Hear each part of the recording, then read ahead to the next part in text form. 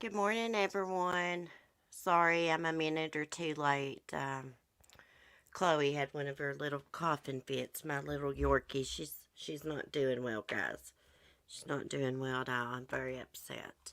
But let me find my chat. I don't want to spread my negativity I got going on. Hey, Will. Good morning. Shine on, Debbie, Cindy, Cement Shoes. Good morning. So, Debbie, what did you think about Chauvin being found guilty? I knew that's going to happen. Mark owes me $30. He said that he would be found not guilty. We bet $30. I won. Hey, Vicky, good morning.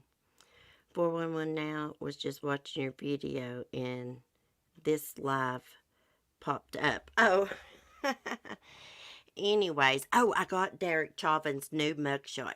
Did y'all see his freaking eyes when they were reading the verdict? His eyes were going freaking crazy.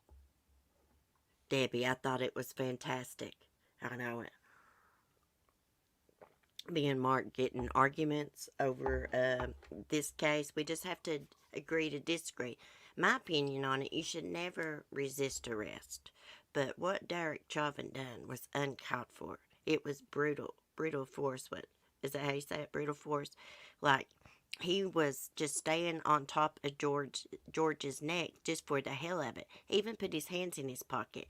And I believe the crowd pissed him off. Uh, and he continued to stay on top George just to piss him off. That's what I think, and to show him, hey, I'm a cop. I can do what I want. Newsflash, you cannot do what you want just because you wear a badge. I just saw an article.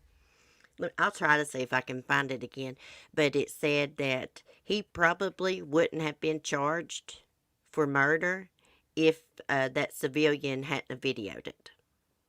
He looked like he was watching a tennis match in fast forward. Yeah, hey, you can't resist arrest. I get that. But George was under control. He was no longer resisting arrest. Crap, he stayed on top of George for like 9 minutes and something. Even remained on top of him when the EMTs got there.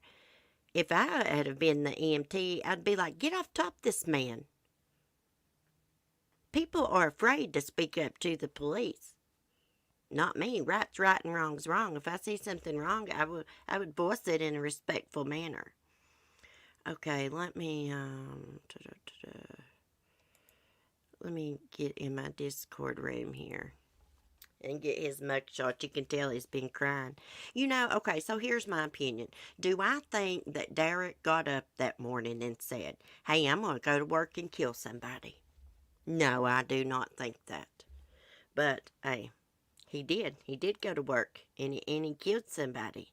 He was not trained to do that. You're not supposed to put your knees on the back of somebody's neck. Common sense. You're going to smother them to death, suffocate them. However you say it. Let me find this. Was it just me, or did y'all see his eyes going crazy? I watched the verdict with Mark, and then I recorded it and put it up on the channel. Okay, I better close out some of these rooms so we don't buffer. Okay. Oh gosh, don't close out my StreamYards. Let's get it shared. Oh yeah, guys, I was going to do a stream on the porch last night. Chloe wasn't feeling good. My leg was killing me. So I ended up just taking a hot bath in some Epsom salt lavender soak. Oh, it was so relaxing. So here is Derek's mugshot after he was cuffed and stuffed yesterday and taken into custody. Now, sometimes I have heard of the judges letting the defendants out on bond until the sentencing. That didn't happen with him. They revoked his bond and handcuffed him. He was trying to be strong, but he was about to break down. But my mouse will not work this morning. Like, what is going on with it? Do not buy a Surf On mouse from Walmart. See his eyes? You can tell they're red. He's crying. Hey, I don't blame him. I would cry too. Because he's looking at what? Up to 75 years? The least he can pull is, let me pull it up here, 12 and a half years. I just want to share this with y'all, and then we'll move on to our topics. Okay, let me get in my damn room here.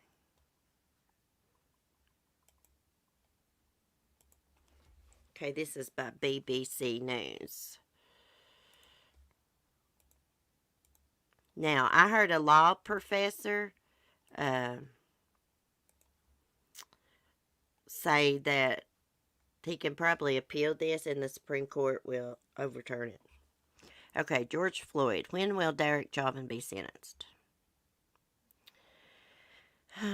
It will be another 8 weeks before the judge will sentence Chauvin, allowing time to consider the options. Under Minnesota guidelines, the minimum sentence is 12 and a half years for the most serious charge. However, the 3 counts, which all require Derek's actions to have led to Mr. Floyd's death, but interpret his intentions differently, having varying maximum sentences. Damn, that was confusing as hell. The most serious charge, second-degree murder, which applies if you commit a serious assault which played a substantial role in causing an unintentional death, carries a maximum penalty of 40 years. Third-degree murder, defined as showing a reckless disregard for human life while in depraved mind, by doing something considered imminently dangerous to another person resulting in their death, carries a maximum penalty of 25 years. Manslaughter in the second degree, defined as actions negligently creating unreasonable risk and consciously taking chances of killing or harming another person, carries a maximum sentence of 10 years or a fine of $20,000. Prosecutors are asking for higher than the minimum sentence, arguing there were aggravating circumstances, including the arrest taking place in front of a 9-year-old child. It is unclear whether the judge is likely to impose concurrent, served at the same time, or consecutive, which is served one after the other, sentences for each count. Concurrent sentences would amount to 12 and a half years at least, while consecutive sentences could mean as long as 75 years behind bars, although parole is usually granted 2/3 of the way through a sentence, according to the news agency AP. So where is Derek now? He is being held, Chauvin had been on bail, but this was revoked when he was found guilty. He is currently being held at the Minnesota Correctional Facility, Oak Park Heights, officials told the media. His defense team has not yet commented on the verdict, but is expected to appeal. Some experts have argued the high level of media coverage, as well as a $27 million settlement reached by the city of Minneapolis with Mr. Floyd's family just before the trial began, may give him grounds for an appeal. Defense lawyer Mark Garricos described the outcome as a preordained conclusion on U.S. network Fox. Comments made by Democrat Congresswoman Maxine Waters on Saturday, urging people to stay on the streets if Derek was acquitted, were also strongly criticized by the judge. He went as far to say they may have given the defense something on appeal that may result in this trial being overturned. So what's going to happen with the other 2 officers? I can never say this one's name. 3 officers were involved with Mr. Floyd's arrest. Theo or something like that, Alexandria something, Thomas Lane, are all facing a trial charged with aiding and abetting second-degree murder, aiding and abetting second-degree manslaughter. The men who were all fired are currently free on bail. Their trial is scheduled for the 23rd of August this year. If found guilty, they could be facing as long as 40 years behind bars. So, what do you guys think about these other two officers that were involved? Was it Chauvin supposed to have been training them? See, I don't know all the details about them. I guess I'll just have to watch the trial. Hey, Michelle P., Cheryl Lynn, Joel T., Faithful One, Nika. How's everyone doing?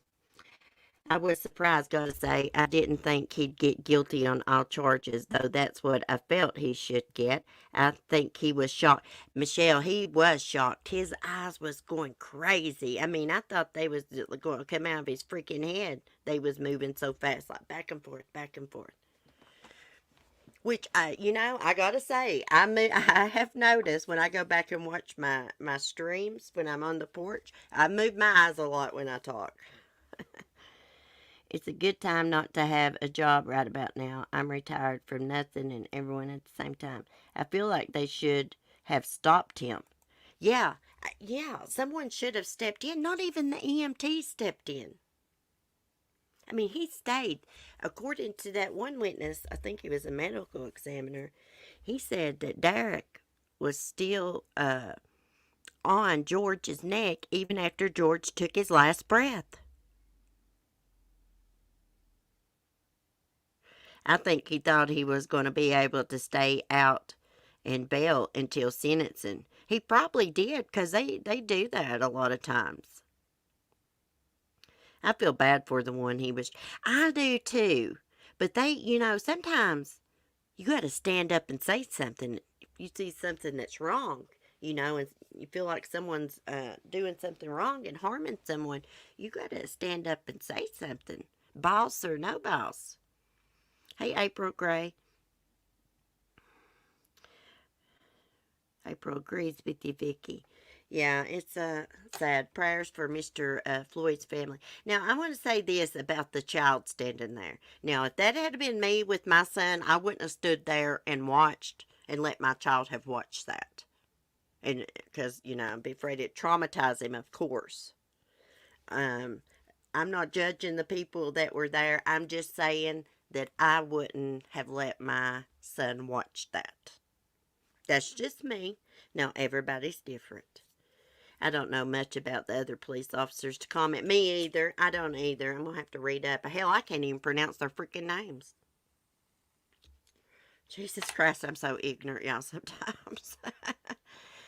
Okay, so let's move on. Prayers for that little child that witnessed that. Bless their heart. And for Mr. George's family, his children and brother and loved ones, and his lady he had. Stand up for what's right, even if others are wrong. Exactly. And you know what? And if you see something, say something.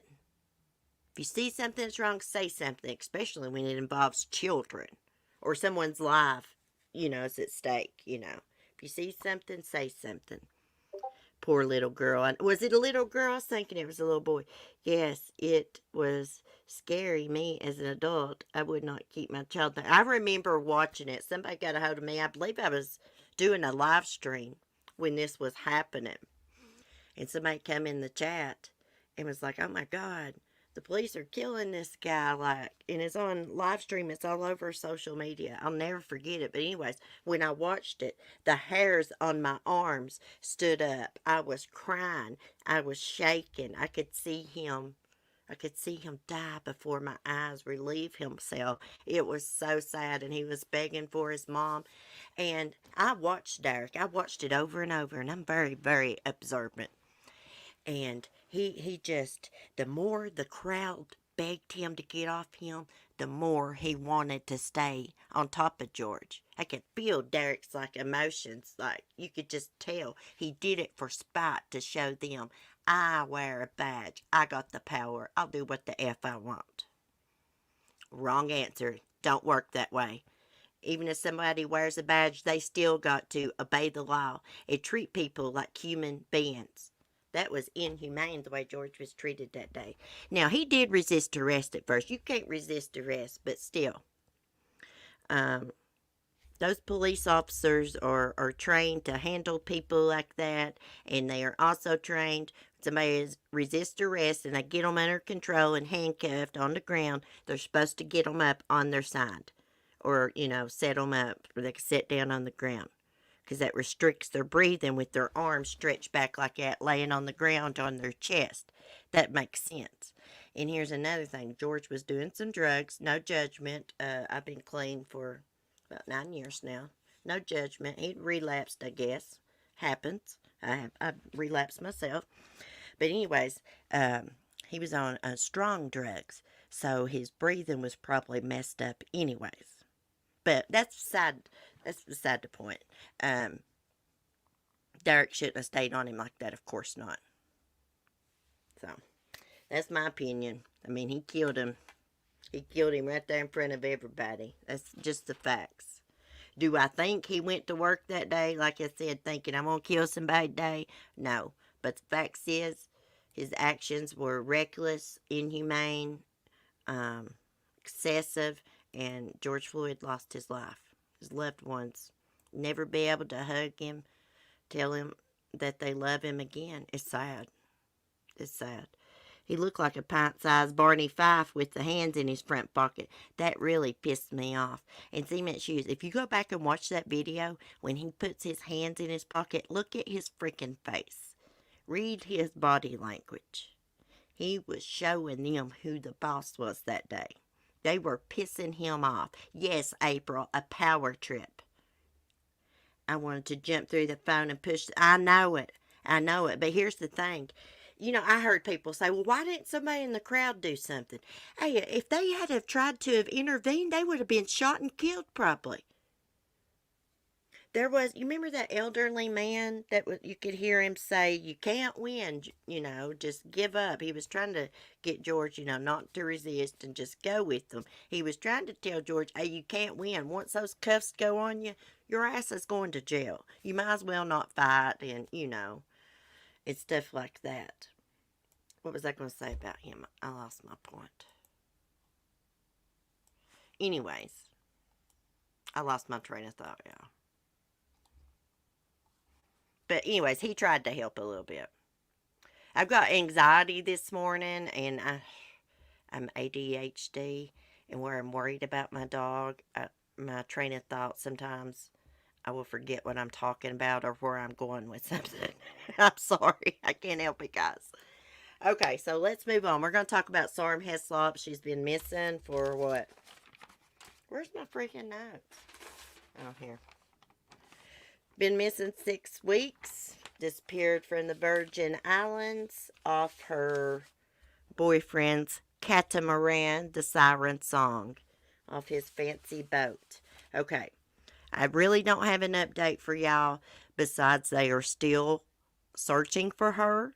They have not been able, as far as I can tell, they have not been able to get onto the yacht. But they are searching for her inland now. If she was in the water, they say that she would have washed up on shore. I do have a little bitty article. We got to do a live reaction to that monster mother that killed her 3 kids in California, she said, to protect them from sex trafficking.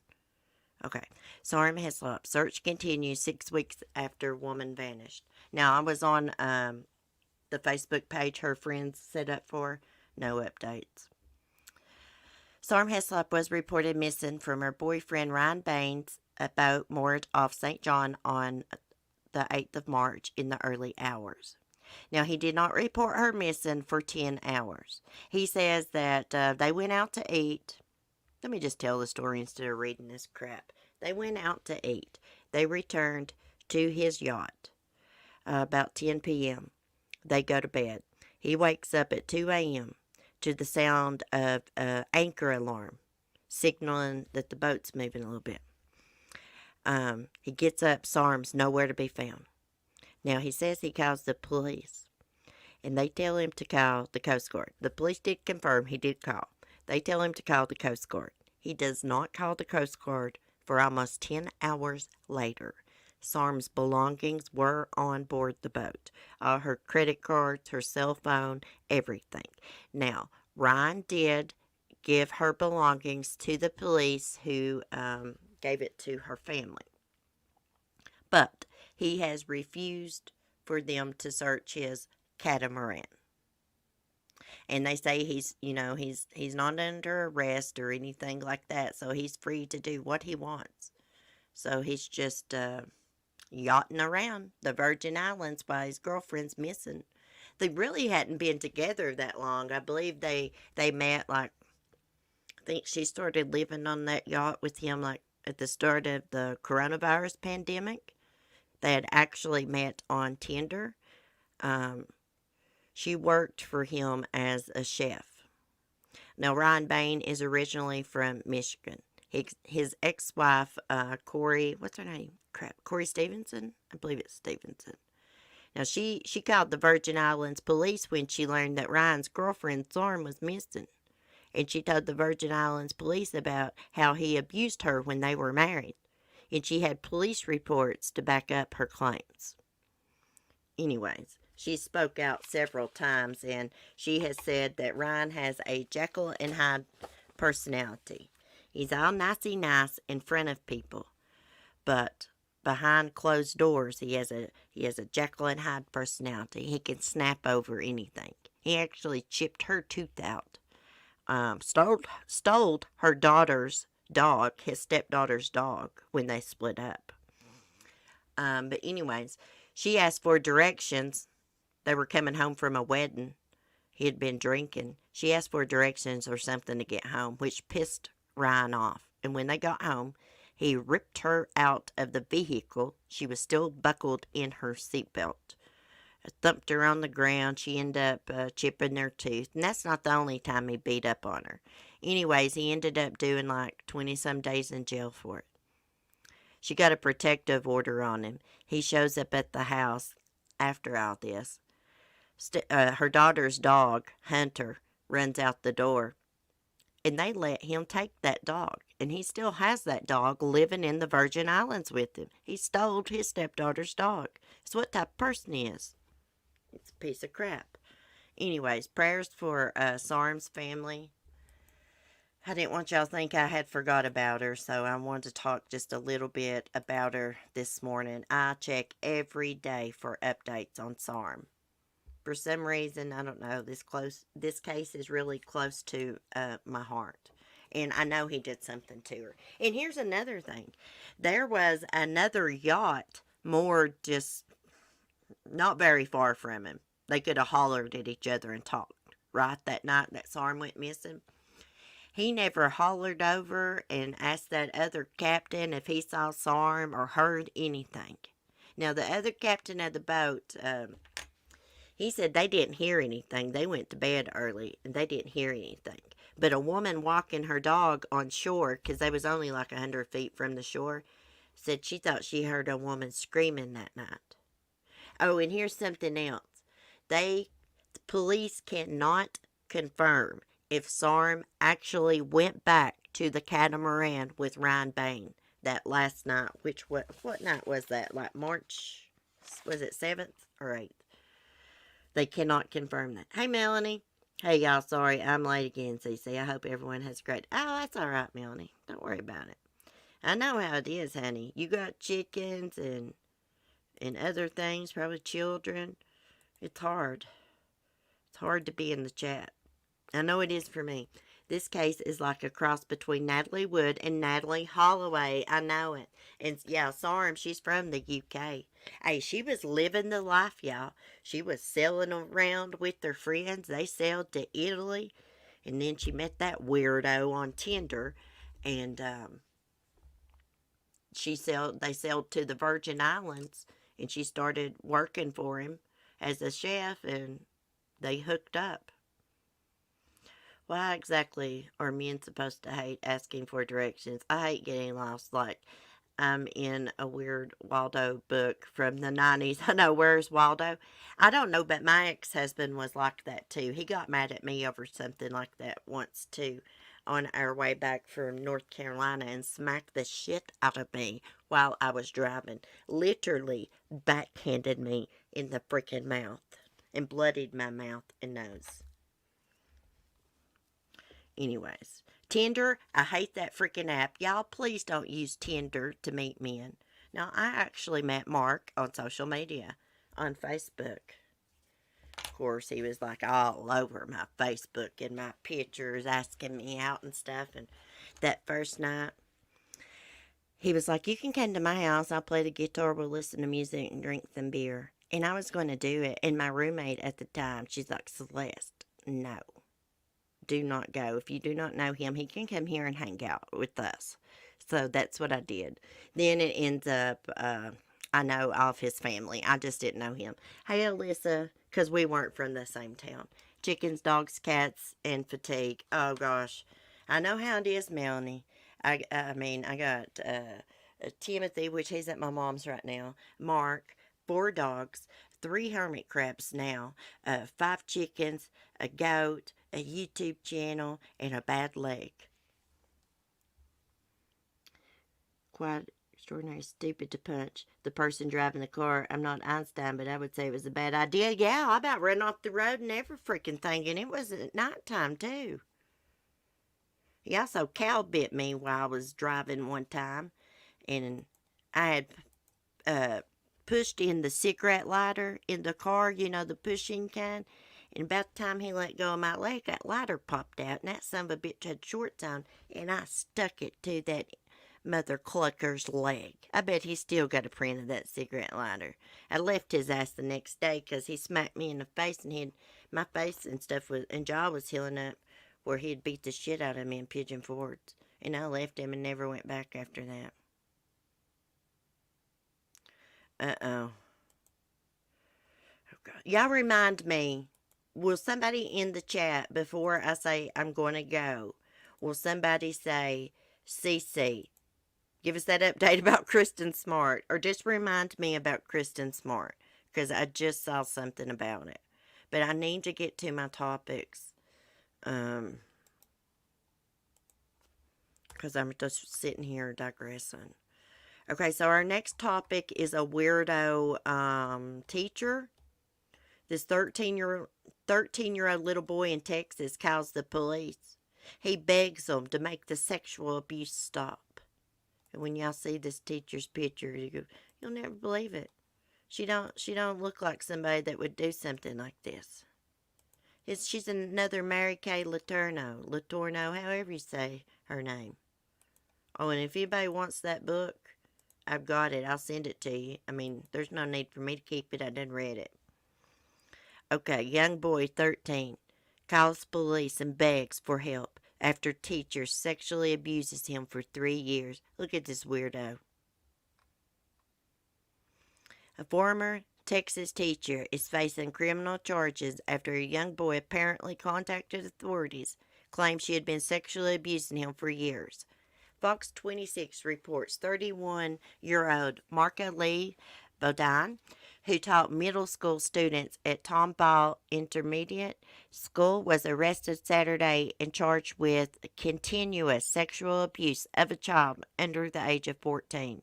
According to court documents, an investigation began on April 11th after a boy who was once a Tomball student called police and said that Bodine had been carrying on an inappropriate relationship with him. They really need to check their articles before they print them, because they're calling her Tomball Skull instead of Bodine. Jesus. It was definitely a cry out for help. He had reached out to a school. He had reached out to the police department as well. So I think he just became overwhelmed with it and reached out to us, Tomball Police Chief Jeff Burt said. During the investigation, authorities learned that Bodine had allegedly been sexually assaulting the boy for years after grooming him, meaning Bodine is accused of spending time trying to build up a rapport and an emotional connection with the victim. I'm not sure what rapport means.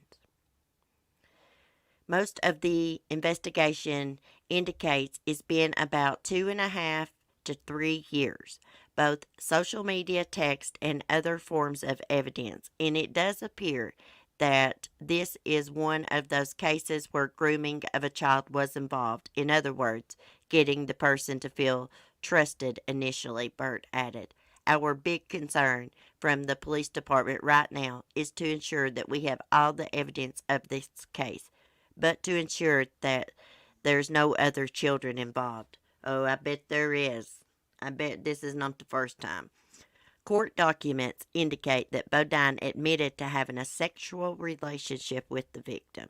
Click to Houston reports. However, Bodine contacted the principal of the school herself and said the student was the one harassing her and threatening suicide. She reportedly added that the student got access to her phone and manipulated photos. Yeah, right, bitch. The student claimed the opposite and stated that Bodine moved into his apartment complex after she went through a divorce.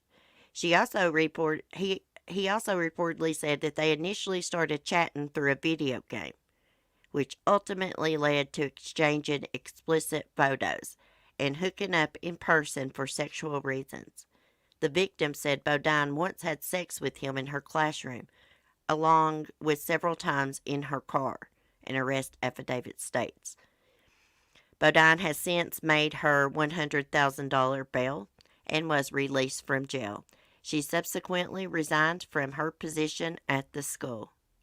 Hey, they need to take her out and freaking publicly whip her with a freaking cane. Let that boy's mommy whip her with a freaking a cane, pole cane, whatever the hell you call it. This is sick. When I was reading that, I was thinking about my own son because all he wants to do is play video games. And I'm always, I listen.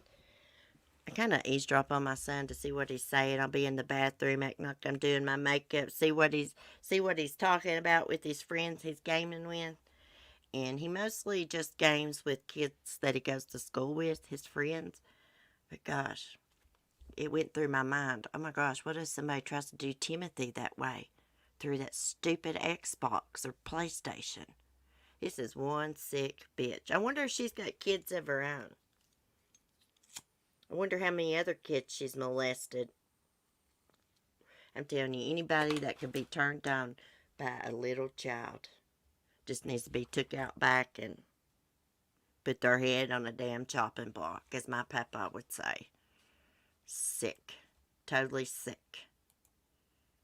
This little boy was definitely crying out for help. He knew what she was doing to him was wrong, and he did not like it.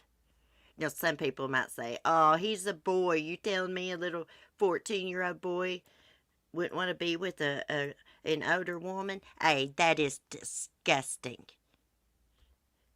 Somebody would even think like that, but I've heard people say crap like that. Hey, Amelia, been listening. I have an 11-year-old gamer too, and I do the same, eavesdropping and whatnot. Yeah, I heard Timothy talking to an older guy one time. Every time I come into the room, he automatically mutes so they can't freaking hear me. And I was like, who the hell is that? But it was somebody that I know. It was my mom's boyfriend's daughter's husband. They game together. But that's the only older person that he games with, and I do eavesdrop. I know, it blows my mind. That shit started when he was 10 years old. And here's something about Mary Kay Letourneau. She had her eyes set on Billy when he was in second grade. She was his second grade freaking teacher. And back then, when he was in second grade, she'd go on and on and on about how talented he was and artistic, and he's so ahead of his time. He really wasn't. It was all in her mind. He was no different than the other kids there. But she had him picked out for a long time, and then when he got, 5th or 6th grade, she lured him in. She groomed him too. That was a sick bitch too. Now, I hate she passed away because of her daughters. And her other kids. But she was a sick bitch. She tried to make out like it was some great love story, Romeo and Juliet. No, bitch, you was just a pedophile. Excuse me, I keep saying bitch, but I mean, I can't help it. It makes me freaking sick to see a woman do that, see a man do that, anybody do that. It just makes me freaking sick. But us women are supposed to have motherly instincts, you know? It's just freaking sick. Don't these weirdos think, hey, what's somebody done that to my child? No, they don't, because they're probably molesting their own freaking kids. Sick. Okay. I'm going to move on because I'm getting so angry. It makes me sick. Okay. We're going to watch the interview of the California mom who killed her kids. This woman is very mentally disturbed. She really believes what she's saying, too. Now, she says she killed her kids to protect them from sex trafficking. Guys, there's no evidence that her ex was involved in anything like that. Anything at all. When did this happen? April 10th, Reseda, California. Lillian Carrillo, 30 years old.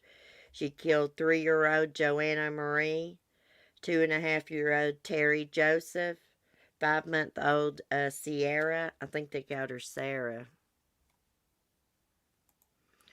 Her mom found them, and she fled the scene. We're gonna watch the video. I'm not gonna read out this. We're gonna watch the video. Hold on. Oh, I'm not screen sharing now. I'm sorry. I want y'all's opinion on this. So they just now charged her with murder. Let me read the beginning. A California woman is now facing murder charges in connection with the death of her 3 children. Here's the children. They're all very close in age. Here's the ex-husband. 30-year-old Liliana Carrillo was initially arrested for robbery after she reportedly stole a vehicle following her children's death. The children's grandmother came home from work about 9:30 a.m. on April 10th, found them deceased inside a Reseda apartment. Lilianne had already fled the scene, but police caught up with her nearly 200 miles away. Investigators said Lilianne headed north in her own vehicle but abandoned it after some kind of altercation in the Bakersfield area. At that point, police said she carjacked the vehicle and continued north in a stolen silver Toyota pickup truck until she was apprehended. Hold on just a minute. Mark was putting together something. I had to close the door. Okay, during an interview with KGET 17 News on April 15th, Lilianne admitted that she did kill her children softly so that their father would not use them for sex trafficking.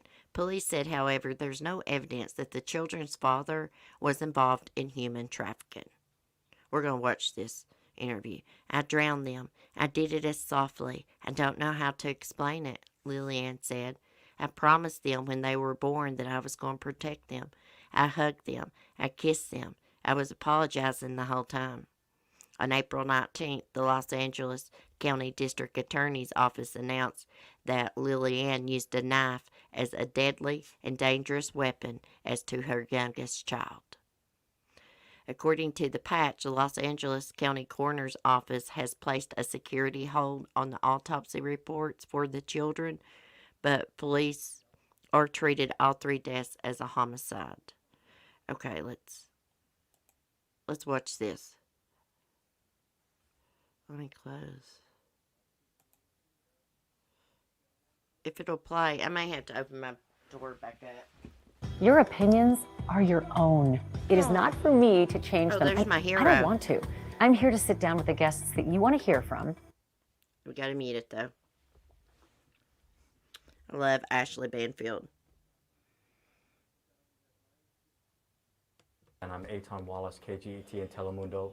We're the NBC affiliate in Bakersfield, just about 15 minutes south of here. Today I'm here to hear from you. You know what I mean? I want to hear from you. I want to hear your story. And so with that, Liliana, if it's okay, I can call you Liliana.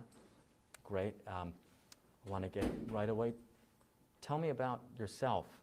Tell the viewers, who are you? Just take us a little bit through who you are. My name's Liliana Carrillo.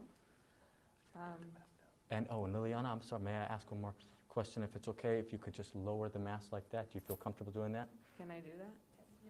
We're 6 feet away from each other. I think we're good. And would you mind spelling your full name? It's Liliana, Liliana, Carrillo, Carrillo. So tell me about yourself.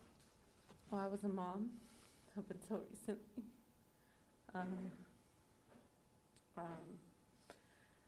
I've always been a person who's basically been for helping people. I used to travel California advocating against human trafficking. I've always been a social justice warrior, equal rights and human rights activist. I've always been very vocal about basically a lot of the things that are going on in the world. And I had a very challenging upbringing. My mom So did I. I she's a didn't great kill my person. son. She's actually been the most supportive person throughout this entire situation. She's been there for me, even though I've been an ungrateful daughter. But Disgrace. she was, she was a tough mom and a sensitive person, and I didn't agree with like a lot of things, and so we never really met eye to eye all the time, and so I'm a Taurus, and so I was very stubborn, and I actually removed myself from my family at a very young age as a result of basically like disagreeing with a lot of things, and as a result I found myself where I am now, I guess, in the long run. I met the father of my kids when my grandmother her health was failing, and I was not talking to my family at that time, and he knew that when we met. I was his Uber driver. We had like about a 45-minute drive. We talked about our lives. He told me about like his failing relationship. I told him about my failing relationships and like basically how alone I was, and he asked me a lot of questions about like the work I had done, and well, the reason that I'm doing this interview is because I believe that my children were already groomed, and I was being groomed as well, and I think I was targeted because of the work that I had done, and I was a very impactful communicator and leader, and so I think that basically he took advantage of me being in a very sad place, and my children were showing signs of grooming, and my daughter was vocalizing that she was hurting down below, and it wasn't the first time. And I went through every avenue that I should have as a parent. I provided video documentation. If you think your kids are being abused or groomed, why wouldn't you flee with them? Why wouldn't you flee with them and go hide somewhere? Even if you didn't have $1 in your pocket, that's how you protect your kids. You don't kill them because you think someone's grooming them. You run with them. You take them to safety. You seek help. I spoke with CPS. I spoke with social workers. I did everything that I could to try and get help for my children, and they were just going to hand them off to the dad. And I would like to seek. Right now, I don't have an attorney. If someone who specializes in human trafficking, or maybe the United Nations. Even if that is true, you don't kill your kids. Would offer their help, that would be very helpful. Go ahead. And you mentioned your children were being groomed. Can you explain, what do you mean by groomed? Well, my daughter and my son, when we were at the playground, I never thought that their dad was a part of it until it was too late. But every time I would notice, like, certain behavior, I would bring it to his attention, and he would be like, no, you're not, you're not seeing what you think you're seeing, or you're not hearing that right, or, that's just what kids do. Like, he always had some kind of reason, and he knows that I'm a rational person, so he would use, like, something rational to kind of, like. Rational people don't kill their children. like settle me down or whatnot. But when they were at the park, they would intentionally hurt themselves. My daughter tried to, like, she grabbed my face and she tried to open my mouth with her mouth and stick her tongue inside my mouth. Jesus. My daughter had told me when my son was almost a year and a half that as I was diaper changing her, that it hurt down there. And she speaks English. She understands Spanish, and she also communicates in sign language. So my daughter, even though she wasn't speaking like the way that a normal single language child would speak, she's very confident. She was very smart. She told me that it was because of her dad, and at first I didn't think, I thought maybe she was too young, you know, she didn't know what she was talking about, but then Okay, so I thought I was muted. I just gotta say something. So she suspects, she thought the dad was harming them. She didn't want the dad to harm them. So what does she do? She harms them. She takes their lives. It doesn't make any sense. This woman is very, very unstable. She got something seriously wrong with her to kill her 3 kids.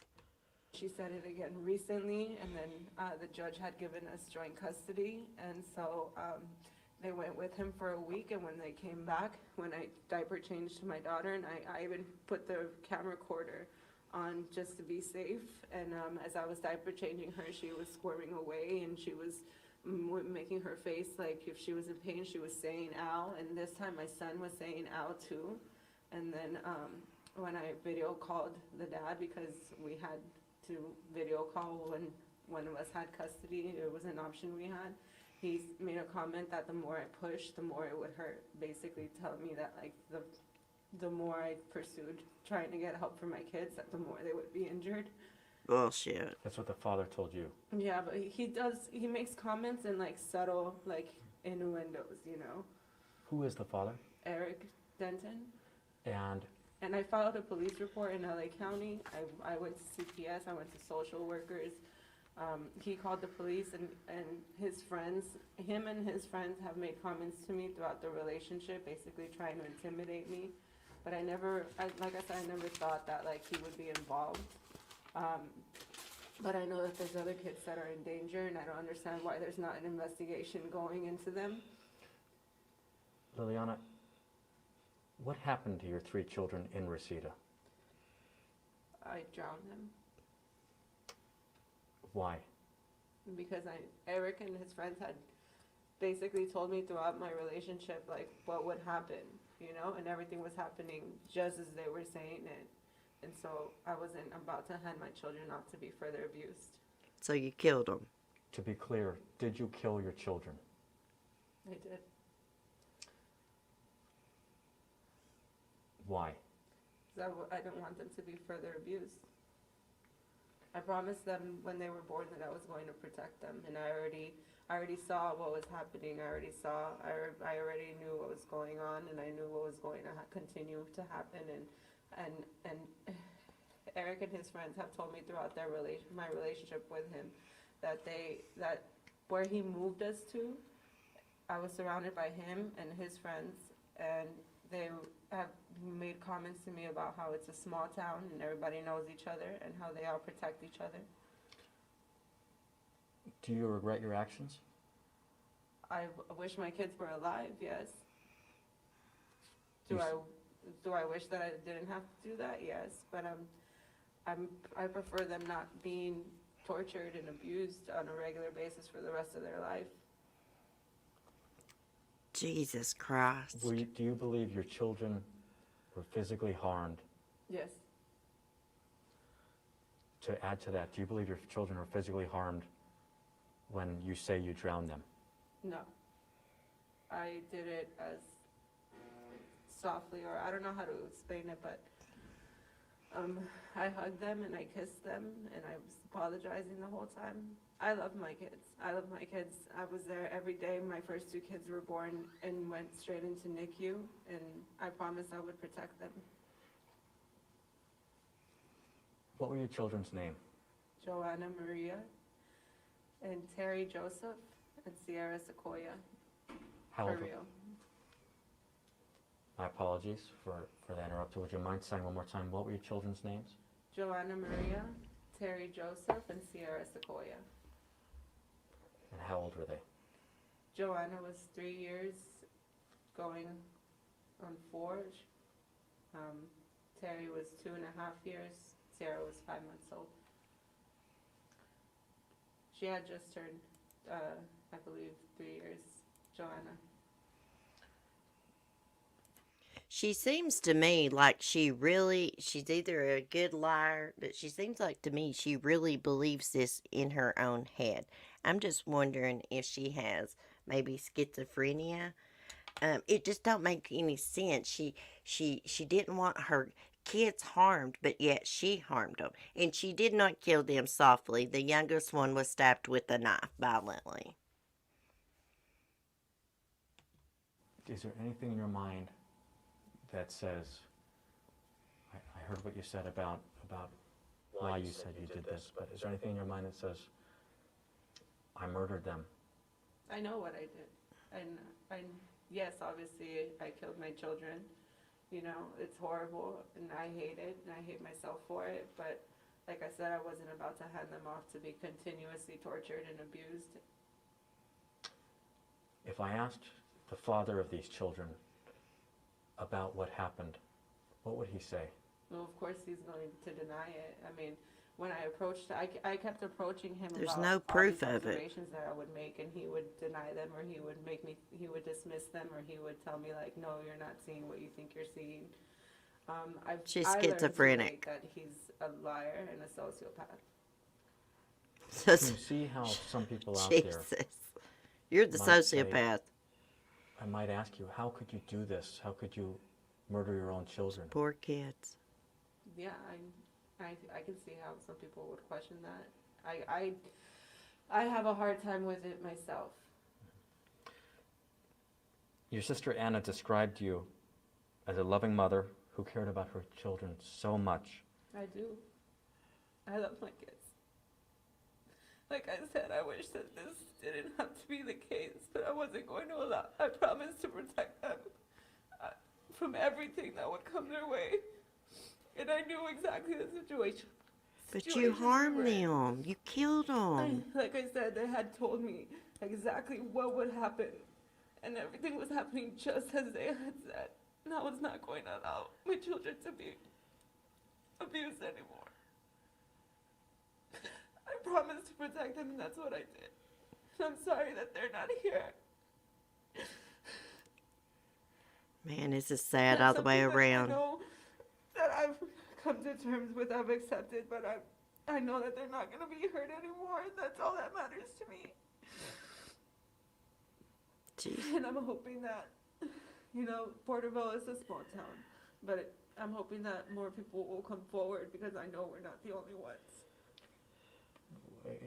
Expand on why you bring up Porterville. It's north of Kern County, Highway 65. Why are you bringing that up? Because he moved us out there for a reason. That's where all his connections are. That's where, like I said, I'm hoping to get somebody who specializes in human trafficking to represent me, because that's exactly what was going on. We were being groomed, and there was a Sequoia Family Medical Center is complicit in it. I told the pediatrician when I went to go request the medical records for the visit, when I brought my daughter in for what was going on, they just so happened to not have that visit in the records. It wasn't until I had to go and tell them that I wanted the forms and the notes from that specific visit that they actually brought them out.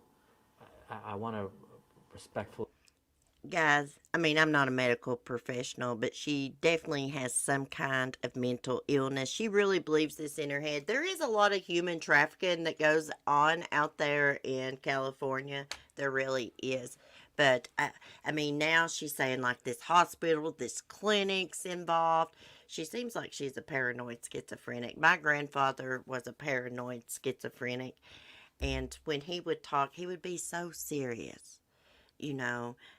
But it just didn't make sense, even though he really, really believed it. He'd see demons and get things in his head like his friend was out to get him. Ask, just you say he was moving us out there, although The father of my kids.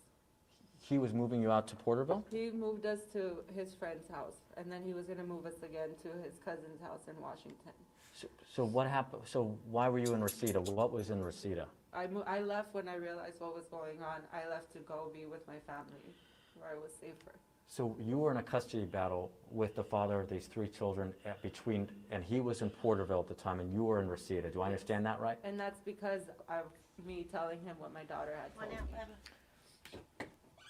I want to chat about Porterville and Highway 65 in just a moment. I want to respectfully ask you, have you ever been diagnosed with a mental health condition? Just depression and anxiety and PTSD. Well, I don't know if it was diagnosed, but the therapist I was seeing said that she didn't have that in her notes, and when I brought it up to her, she put it down. Has medication ever been prescribed for you? No, I used to smoke marijuana, but I didn't use any pills or anything like that. So were you taking any medication up until your children died? No, I stopped smoking marijuana in February. You were completely sober when your children died. Yes. What do you want people to know about you? That I love my kids. I worked very hard. I was a committed and devoted mom. I was by their side from the moment they were born. It doesn't Like I matter said, they now. were born, 2 of them were born in NICU. I was there every day. Doesn't 2, matter. 3, sometimes up to 3 times a day.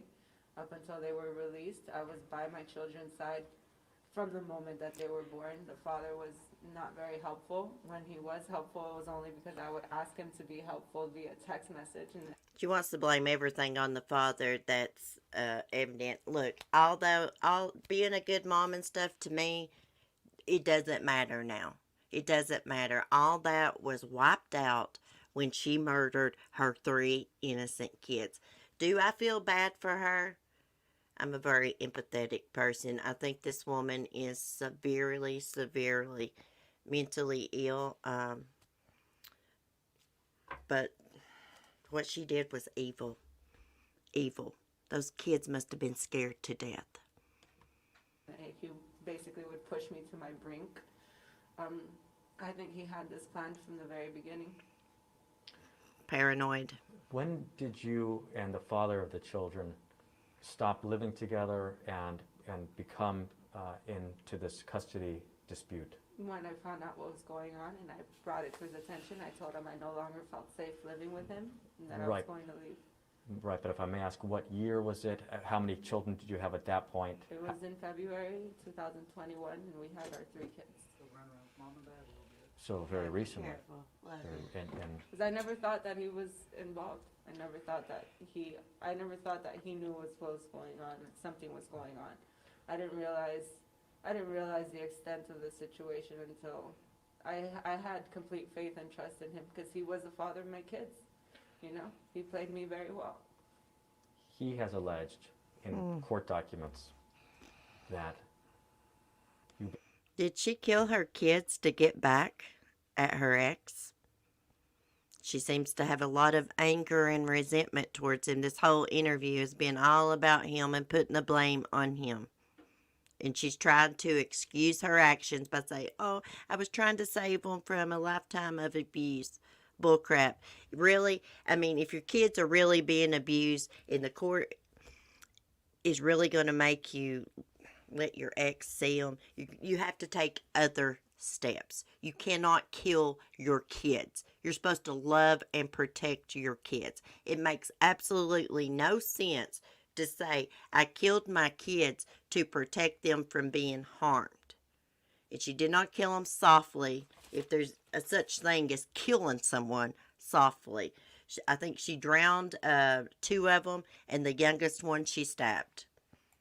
became mentally distressed.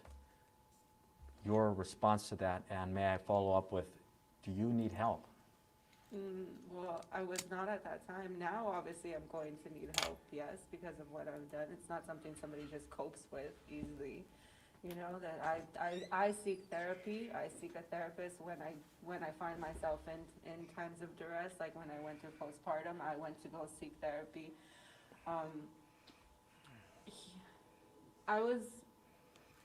I've dealt with So she sought therapy in times of distress, but she didn't seek therapy when she was thinking about killing her kids. Depression and anxiety and PTSD my whole life, as since I was a child, and I've had a successful academic career. I've had a successful career in general. I've always been a person who has looked towards the positive and towards the future and put my best foot forward despite the circumstances. And I was in college. Technically I'm still in college. I was taking statistics and physics, and I was already in school for quite some time, and I was acing those classes. So whatever it is that he wants to say about my mental and wellness is just his reaction and response to basically getting caught. Of course he's gonna say I'm crazy, but I'm not crazy.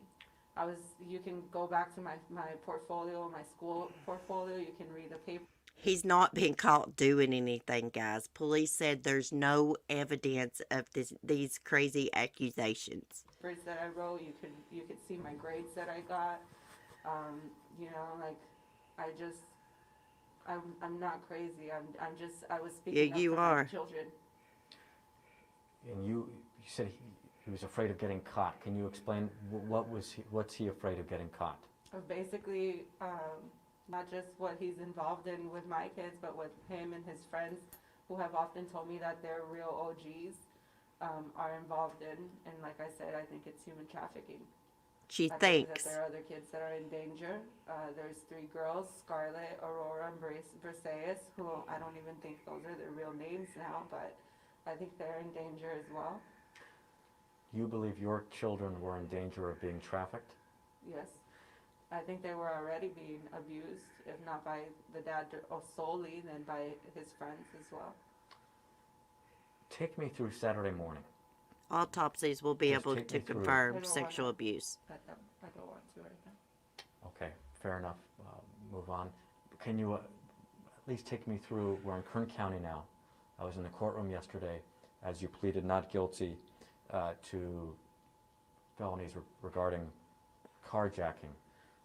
Why did you come up to Kern County? What was your final destination?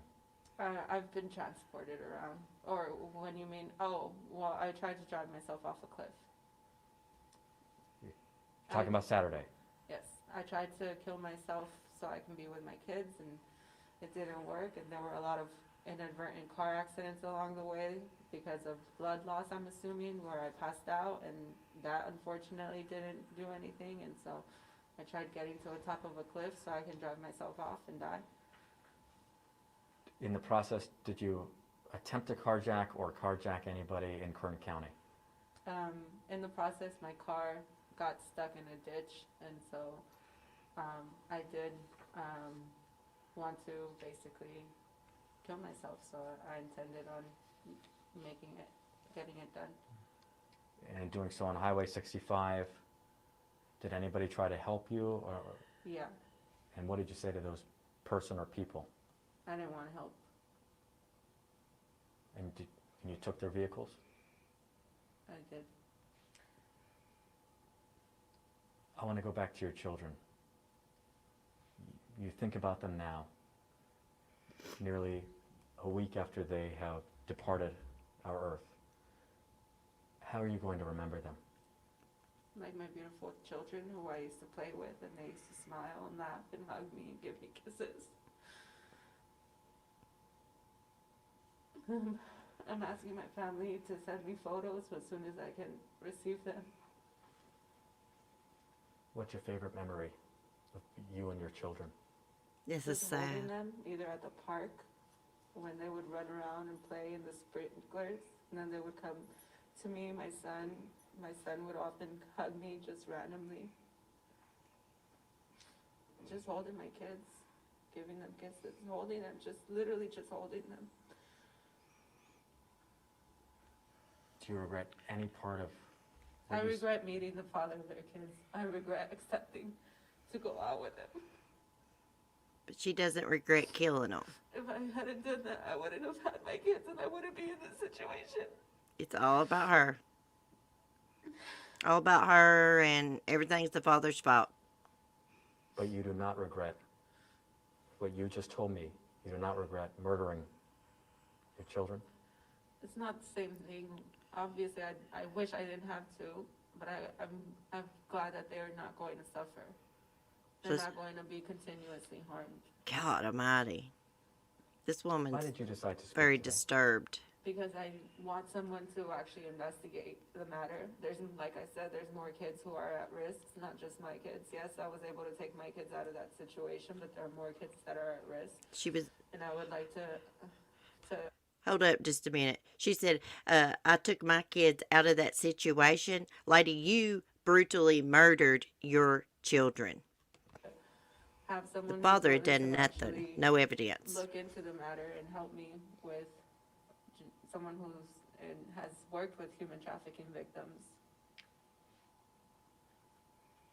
What was your final message to your children? I love you, and I'm sorry. Gosh. Did they say anything? How could they say it?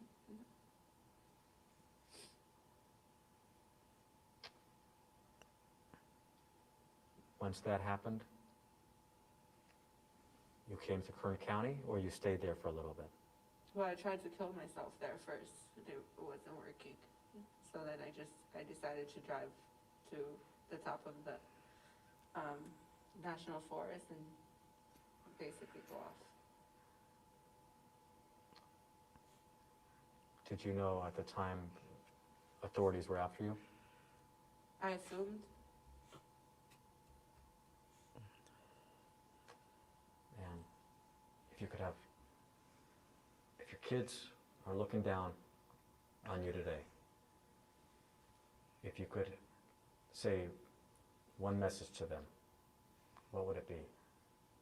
That I love them and I'm sorry and I wish I was with them. And I wish this wasn't the case. I wish that they had had a better father. Someone who would actually protect them. Should have had a better mother.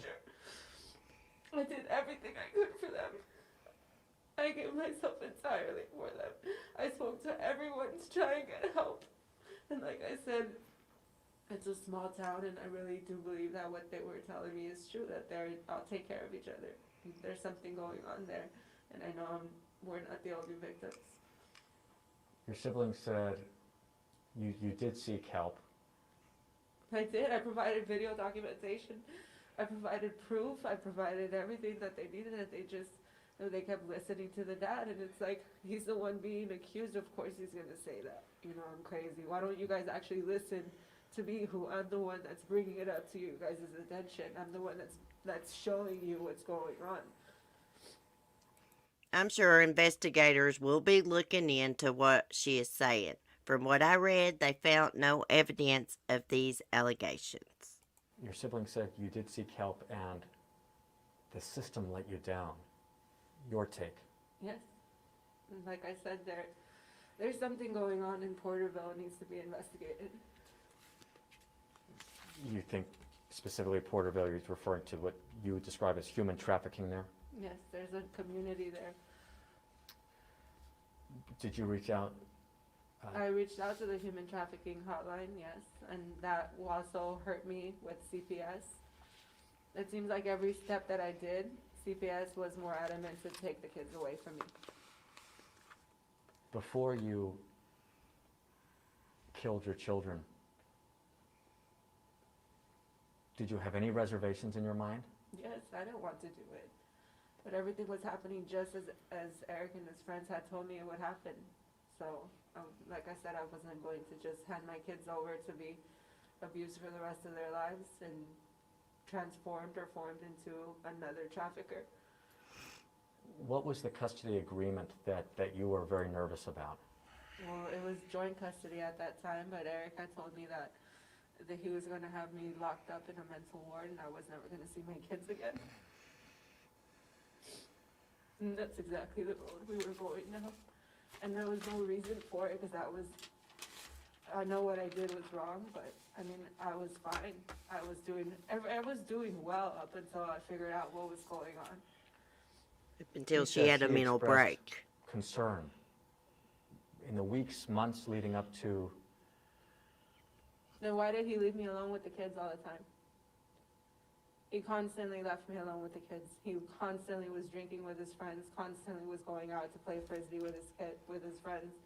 Whenever I did tell him that I was feeling low, he would leave me alone with the kids. Because nobody, sometimes people that's not familiar and dealt with people with mental illness, they don't take it as serious.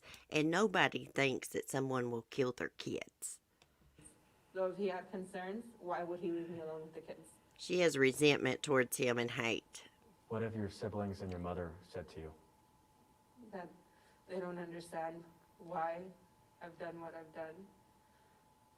But they're going to be as supportive as they can to be there for me. Do I believe that they're in danger? Yes.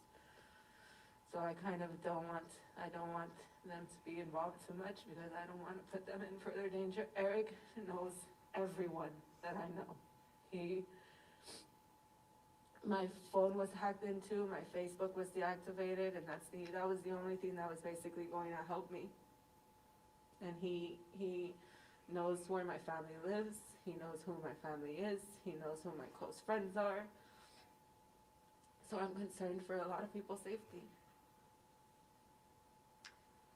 I want to give you one last opportunity to share some final thoughts here at the Kern County Jail, Lerdo facility. You're here now. Take me through just what's going through your mind from everything that's happened in the last week. Some final thoughts. I miss my kids. I think about them every day. I pray for them. I continuously apologize to them. I love them. I tell them I love them. I know what's to come. And I know that I'm going to be in jail for the rest of my life. That's something that I've come to terms with.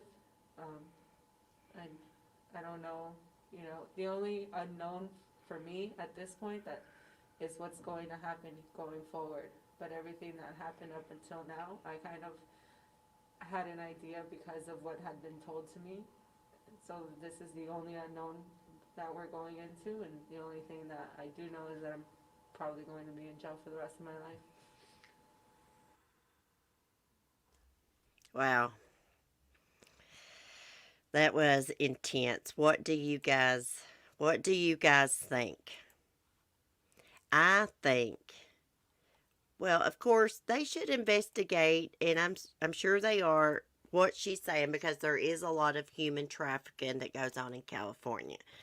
But my opinion on it, I'm not a medical professional, but I do think she has some type of severe mental illness. Yeah, she calls them the worst, fear and horror. Yes, yes. Hey, Miriam. My chat's flying by, guys. Let me refresh here. It's all messed up. I'm not gonna lie. Y'all know I'm very empathetic, sympathetic person. I felt bad for her. I felt bad for her. Even what she did is unspeakable. I can't even describe it. Because she just seemed like she just believed so much with all her heart what she was saying. I don't know. I'm lost for words.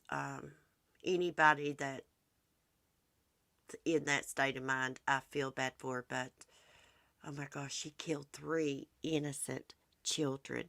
3 innocent children. And she just keeps saying, I didn't want them harmed, but she brutally murdered them. It was not softly. How do you softly murder someone?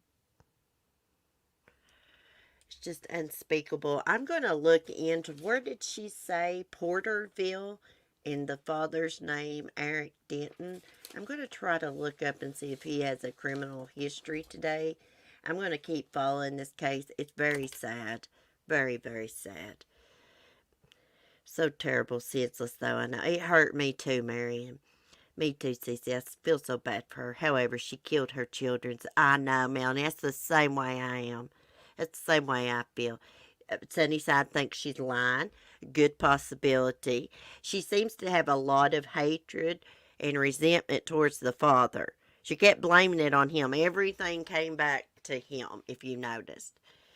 Cheryl T., she will get no sympathy from me. I'm sorry, CC, but I don't believe a word she says. Hey, we all can have different opinions. Different opinions. I probably change my mind, Gerald T, after I go back and watch it again. Um, it is. It's just sad all the way around. Now remember, guys, we can all have different opinions. I want to hear y'all's opinions, especially if it's different from mine, because I really value and respect y'all's opinions. I really, really do.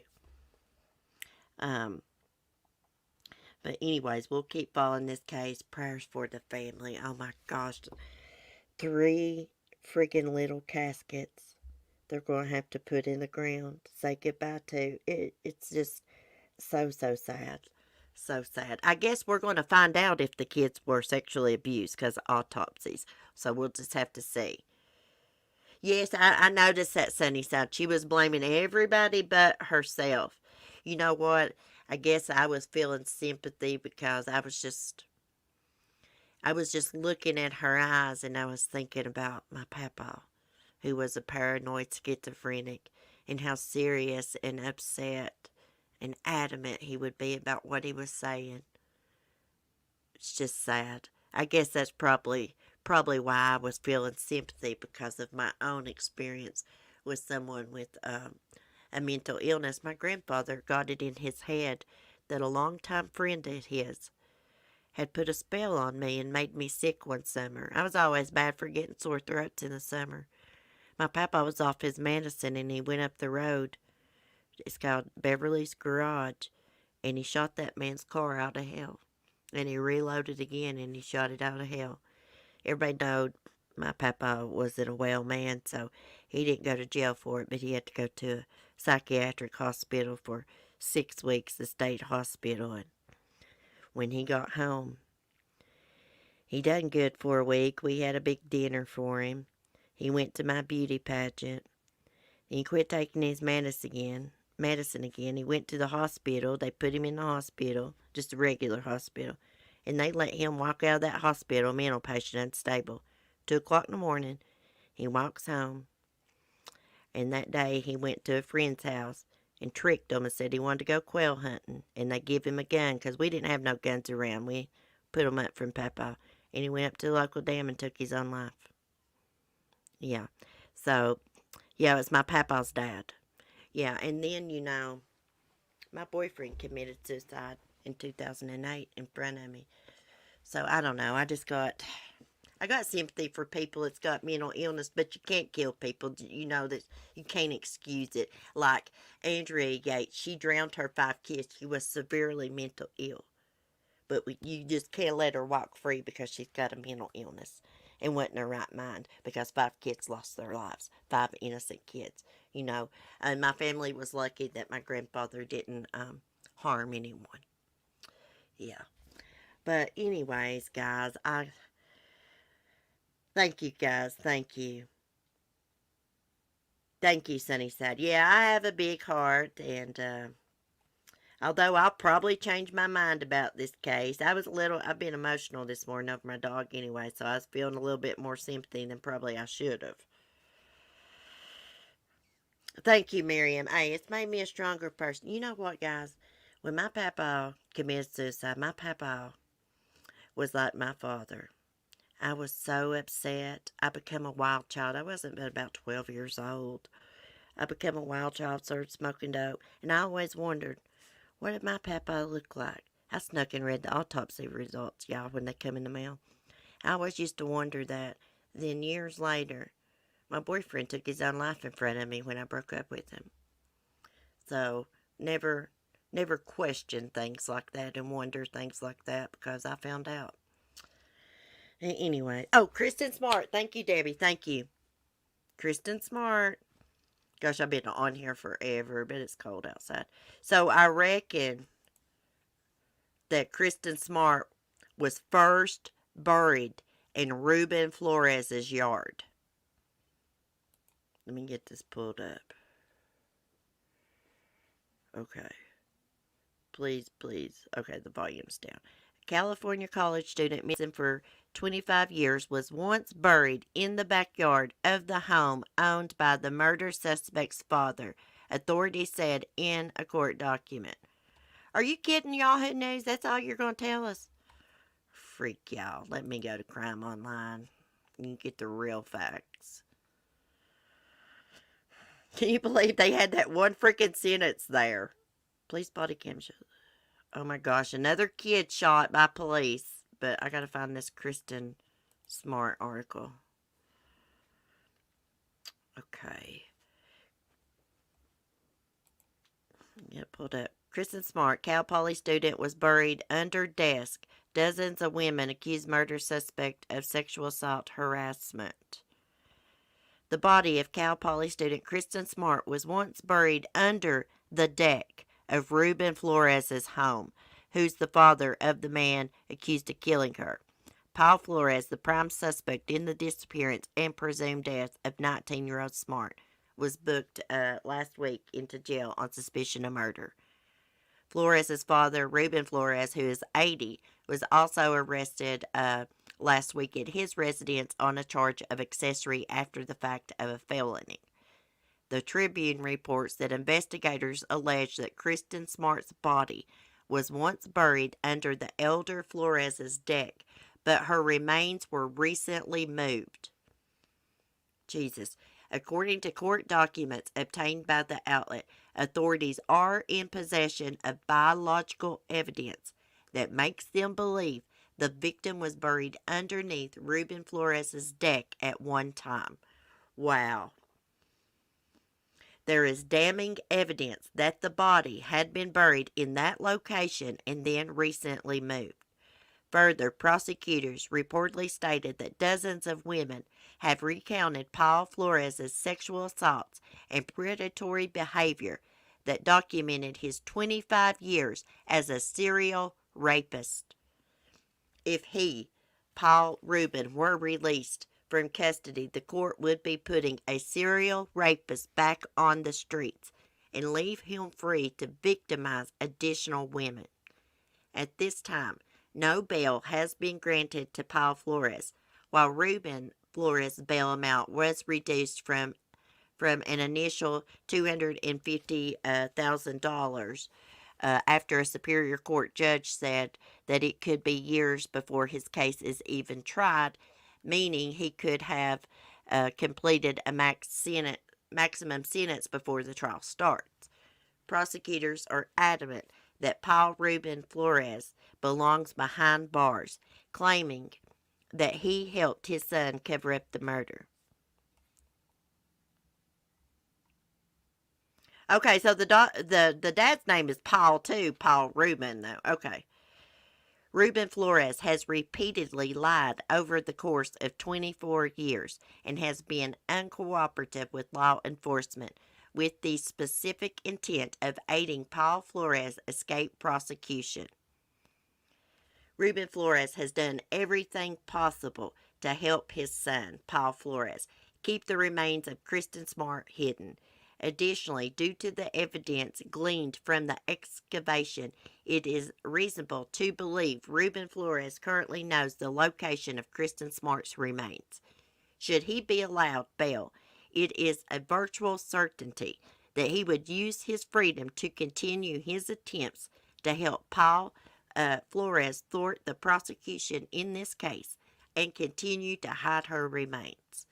Paul Ruben's lawyer, Harold Mesick, argued that the evidence against his client was so minimal as to shock the conscience. What? The lawyer, the prosecutor accused the defense attorney of ignoring key parts of the sealed evidence.